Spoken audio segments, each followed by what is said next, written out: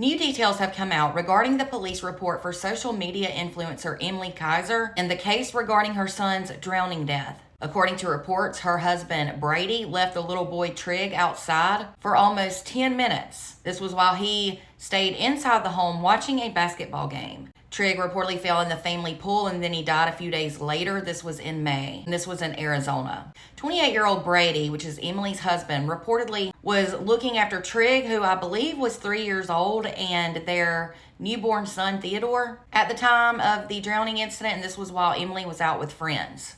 According to the police report from the Chandler Police Department, Brady reportedly told authorities that he had lost sight of Trigg for around 3 to 5 minutes, but police said that video evidence showed that Trigg was unsupervised for over 9 minutes and that he was in the water for about 7 of those 9 minutes. Reportedly, there were several discrepancies by Brady that were highlighted in the police report. It was said that Brady originally told police that he was sitting in a chair looking out to the yard. However, police said he never sat in any of those chairs. They were able to see these chairs because they were visible on security cameras. After he was questioned about this, Brady then changed his story and said he was actually sitting on the couch. He then described sitting facing the TV with a glass door looking out to his yard on his right. He also allegedly admitted to watching an NBA playoff game. This was at the time of his son's drowning. He said he had bet $25 on the outcome of this playoff game. The police reportedly said that Brady's statements didn't match what was seen on the surveillance video and that he didn't accurately describe one thing that Trigg did once he had gotten outdoors. Police said that led to the conclusion that Brady was not aware of what his little boy was doing and that he was not watching him.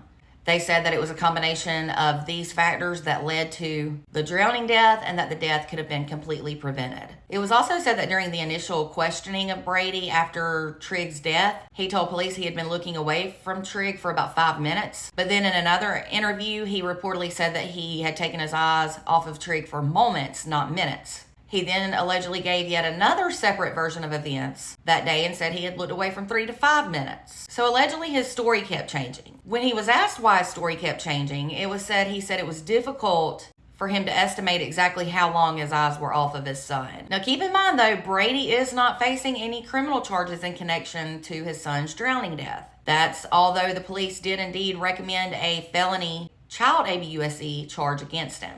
The release of the police report and new details reportedly comes after Emily asked the court to have all information in the case sealed. On Friday, it was said the court sided with her and ruled that 2 pages of the report would be kept away from the public eye. The ruling said that information inside the report would only satisfy morbid curiosity and would risk exploitation by bad actors. Emily also reportedly convinced the judge that by allowing an exact play-by-play to be released to the public, that would allow people to create AI recreations that would go viral online. The ruling further said that the contents of the report are so vivid, which makes it emotionally disturbing, so keeping it away from the public is indeed justified. Her attorney was reportedly pleased with this small win that not everything was going to be released, and said from the start it's been about protecting Trigg and allowing the family to grieve in private. So anyway, these are really all the new details that have been released. What are your thoughts? Should Brady have been charged or not? Let me know what you think in the comments, and for more updates into this case and other content, make sure you follow and subscribe over on YouTube.